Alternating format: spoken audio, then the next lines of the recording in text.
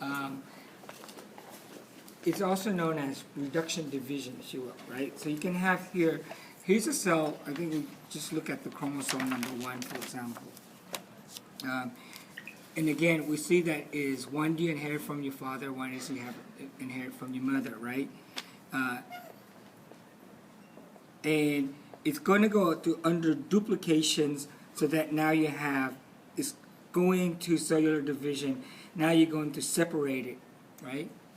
So that now you have this cell, and here's another cell here. Okay. Now in oogenesis, it's different from spermatogenesis because you have 4 equal sperm. In this case, after meiosis 1, you get pretty much like this, where this is the oocyte, and this is the polar body. See how the polar body doesn't have a lot of cytoplasm, the scant cytoplasm? Okay. Now, this cell that is considered as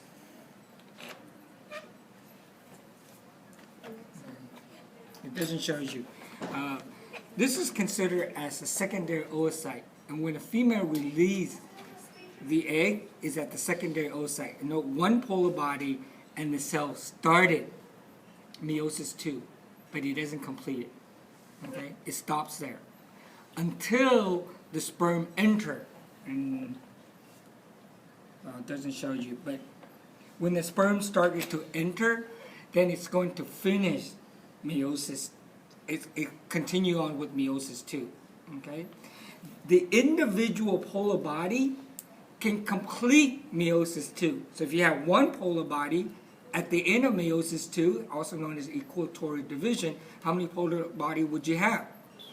2. So you will have 2 polar bodies. Okay?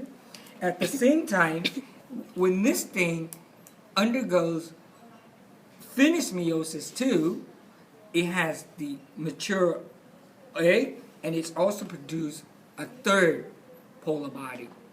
Okay? So then at the end, you would see that you have, this is the cells known as pronucleus. You have a cell that have the second polar body is found within the ovum, and 2 polar body. So the net is that you have 3 polar body and 1 mature cell. You see that? Okay. So that's the difference between oogenesis and spermatogenesis. Spermatogenesis, you get 4 equal sperm. In oogenesis, you have 1 mature egg and 3 polar bodies. What are polar bodies? It's the way to get rid of the extra chromosome. Are there a lot of cytoplasm in the polar body? No. In fact, all the cytoplasm is reserved for the ovum. In fact, in the ovum, you might see that there are mitochondria. And you can see here, you don't see the mitochondria, much mitochondria in the polar body. Okay? In fact, you know where your mitochondria come from, Ray? From the egg. Okay?